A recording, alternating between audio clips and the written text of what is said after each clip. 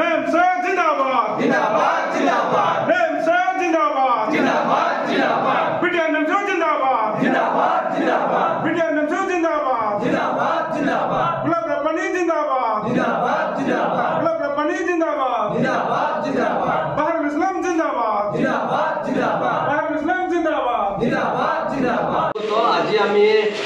দাওখানগৰ স্থিত আমি সাবলাইন একাডেমিত আমি উপস্থিত হৈছিলোঁ চিৰাং জিলা গঠনৰ অৰ্থে এখন সাধাৰণ সভা মানে অনুষ্ঠিত কৰা হৈছিলে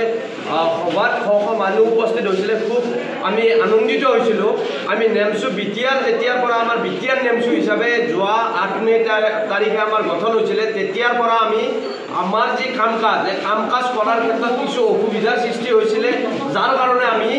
যোৱা ৩১ মে তাৰিখে আমাৰ কেন্দ্ৰীয় কমিটি নেমচুৰ বঙাইগাঁও যি আমাৰ প্ৰেছ ক্লাব আছিলে বঙাইগাঁও প্ৰেছ ক্লাবত আমাৰ কেন্দ্ৰীয় কমিটি গঠন কৰা হৈছিলে কেন্দ্ৰীয় কমিটিৰ দায়িত্ব দিয়া হৈছিলে যে আমাৰ গোলাপ ৰাব্বানী ডাঙৰীয়াক সভাপতি নৰ্থ ইষ্টৰ সভাপতি হিচাপে দায়িত্ব দিয়া হৈছে আৰু সাধাৰণ সম্পাদক হিচাপে আমাৰ বাহাৰুল ইছলাম চিৰাঙৰ তেখেতক দায়িত্ব দিয়া হৈছে তেখেতসকলক লগত লৈ পেলাই বিভিন্ন জিলাত বিভিন্ন আঞ্চলিকৰ বিষয়ববীয়াৰ লগত কথা বতৰা পাতি পেলাই যে আমাৰ সংখ্যালঘু জাতিটোৱে পিছপৰা জাতিটোৱে লাঞ্ছিত বঞ্চিত অৱহেলিত এই জাতিটোক আগুৱাই নিয়াৰ স্বাৰ্থত শিক্ষাৰ জৰিয়তে কেনেকৈ বিশ্বৰ দৰবাৰত প্ৰতিষ্ঠা কৰিব পাৰোঁ তাৰ কাৰণে আমি অহৰহভাৱে কাম কৰি আছোঁ অনাগত দিনতো দুগুণ উৎসাহেৰে কাম কৰাৰ কাৰণে আমি আজি যি নৱনিৰ্বাচিত যি সভাপতি আজিবৰ ৰহমান ডাঙৰীয়া লগতে আমাৰ মেহবুব আলম ডাঙৰীয়াৰ নেতৃত্বত যি ৫১জনীয়া এখন শক্তিশালী চিৰাং জিলা কমিটি গঠন কৰা হৈছে তেখেতসকলক আহ্বান জনাইছোঁ এই অঞ্চলৰ লগতে সমগ্ৰ যি আমাৰ বিটিয়াৰ অঞ্চলত যি সমস্যাৰ সৃষ্টি হয় নিশ্চিতভাৱে বলিষ্ঠভাৱে নিস্বাৰ্থভাৱে কাম কৰিবলৈ আহ্বান জনাইছোঁ বিটিয়াৰ নেমচুৰ তৰফৰ পৰা আজি উত্তৰ পূৰ্বাঞ্চল সংখ্যালঘু ছাত্ৰ সন্থা চমুকৈ নেমচুৰ বিটিআৰ নেমচু কমিটিৰ অন্তৰ্গত চিৰাং জিলা সমিতিখন আজি গঠন কৰা হ'ল এই সমিতিখনৰ নৱনিৰ্বাচিত সভাপতি হিচাপে আজিবৰ ৰহমানক দায়িত্ব দিয়া হৈছে আজিবৰ ৰহমানক সভাপতি হিচাপে আৰু মহবুব আলমক সাধাৰণ সম্পাদক হিচাপে দায়িত্ব দি ৫১জনীয়া এখন শক্তিশালী ৰূপত আমি চিৰাং জিলা সমিতিখন গঠন কৰিলোঁ আজিৰ এই চিৰাং জিলা সমিতিৰ জৰিয়তে চিৰাং জিলাৰ লগতে সমগ্ৰ উত্তৰ পূৰ্বাঞ্চলৰ সংখ্যালঘু জনসাধাৰণৰ হৈ বলিষ্ঠভাৱে যাতে মাত মাতি যায় সংখ্যালঘু সম্প্ৰদায়ৰ অধিকাৰৰ স্বাৰ্থত ন্যায় আৰু নিৰাপত্তা ৰক্ষাৰ স্বাৰ্থত যাতে মাত মাতি যায় তাৰ কাৰণে আমি আশা ৰাখিলোঁ ইয়াত উত্তৰ পূৰ্বাঞ্চলত থকা সকলো সংখ্যালঘু আমি আহ্বান জনাওঁ যে আপোনালোকে সকলোৱে নেমচুত যোগদান কৰক নেমচুৰ হৈ সংখ্যালঘু জাতিৰ যি সমস্যা সেই সমস্যাবিলাক সমাধান কৰাৰ কাৰণে বলিষ্ঠভাৱে আগুৱাই আহক বলিষ্ঠ পদক্ষেপ গ্ৰহণ কৰক তাৰ কাৰণে আমি সকলোকে আমি আহ্বান জনাইছোঁ সংবাদৰ জৰিয়তে যিখন নেমচুৰ কমিটি গঠন কৰি অবৈধ বুলি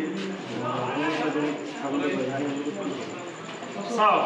যোৱা ৩১ মে তাৰিখে আমি উত্তৰ পূৰ্বাঞ্চল সংখ্যালঘু ছাত্ৰ সন্থা নেমচুৰ যি কেন্দ্ৰীয় সমিতি গঠন কৰা হৈছে আপোনালোকে জানে যে আগতে মাননীয় বদৰুল ইছলাম ডাঙৰীয়াৰ নেতৃত্বত যিখন নেমচু চলিছিল আমি সেই নেমচুখন ভংগ কৰি বদৰুল ইছলামক আমি নেমচুৰ পৰা আমি বহিষ্কাৰ কৰি আমি গোলাপ ৰাব্বানী ডাঙৰীয়াৰ নেতৃত্বত সমগ্ৰ উত্তৰ পূৰ্বাঞ্চলক সামৰি এখন কেন্দ্ৰীয় সমিতি গঠন কৰা হৈছে এতিয়াৰ পৰা বদৰুল ইছলাম নেমচুৰ সভাপতি নহয় এতিয়াৰ পৰা উত্তৰ পূৰ্বাঞ্চল সংখ্যালঘু ছাত্ৰ সন্থাৰ সভাপতি হিচাপে আমি মাননীয় গোলাপ ৰাব্বানী ডাঙৰীয়াৰ নেতৃত্বত আমি কাম কৰি যাম আৰু এই ক্ষেত্ৰত তেখেতসকলে অবৈধ বুলি কোৱাৰ মই কোনো যুক্তিযুক্ততা নেদেখোঁ কাৰণ সৰহসংখ্যক বা বেছিভাগ জিলা সমিতি আমাৰ লগত আছে সকলো জিলা সমিতিৰ সহায় সহযোগিতা লৈ আমি বদৰুল ইছলামক আমি বাদ দি পেলাই তেখেতক আমি বহিষ্কাৰ কৰি তেখেতক বৰ্জন কৰি আমি বদৰুল ইছলামৰ অবিহনে আমি গোলাপ ৰাব্বানী ডাঙৰীয়াৰ নেতৃত্বত আমি কেন্দ্ৰীয় সমিতিখন গঠন কৰিছোঁ এই কমিটিৰ অন্তৰ্গত আমি বিটিআৰ নেমচু কমিটি এখন আমি গঠন কৰি দিছোঁ সমগ্ৰ বিটিআৰ অঞ্চলক চোৱা চিতা কৰাৰ কাৰণে বিটিআৰৰ জিলা সমিতিবিলাকক দেখা শুনাৰ কাৰণে বিটিআৰৰ সমস্যাবিলাক লৈ মাত মতাৰ কাৰণে আমি বিটিআৰক এখন সুকীয়াকৈ এখন অট'নমাছভাৱে আমি এখন কমিটি বনাই দিছোঁ আমাৰ লক্ষ্য উদ্দেশ্য আগত যেনেকুৱা আছিল এডুকেশ্যন পিচ এণ্ড প্ৰগ্ৰেছ সমগ্ৰ উত্তৰ পূৰ্বাঞ্চলৰ এই লাঞ্ছিত বঞ্চিত শোষিত সংখ্যালঘু জাতিটোৰ শৈক্ষিক সামাজিক অৰ্থনৈতিক ৰাজনৈতিক দিশত আমি উন্নয়ন কৰাৰ স্বাৰ্থত আমাৰ এই সমাজত শিক্ষাৰ প্ৰভাৱ বিস্তাৰ কৰাৰ ক্ষেত্ৰত যাতে আমাৰ সংখ্যালঘু সমাজত যাতে শিক্ষাৰ দিশত যাতে আগুৱাই যাব পাৰে, যি শিক্ষাৰ ক্ষেত্ৰত যি সমস্যা আছে সেই সমস্যাবিলাক সমাধান কৰি আমি যাতে শৈক্ষিক দিশত আমাৰ জাতিটোক আগুৱাই লৈ যাব পাৰোঁ, আমি সামাজিক দিশত যাতে জাতিটোক আগুৱাই লৈ যাব পাৰোঁ, আমি যাতে সমগ্ৰ উত্তৰ পূৰ্বাঞ্চলক সামৰি যাতে আমি শান্তি প্ৰতিষ্ঠা কৰিব পাৰোঁ। অকল সংখ্যালঘু নহয়, সংখ্যালঘুৰ লগতে সমগ্ৰ জাতি জনগোষ্ঠীৰ লগত আমি ভাতৃত্ব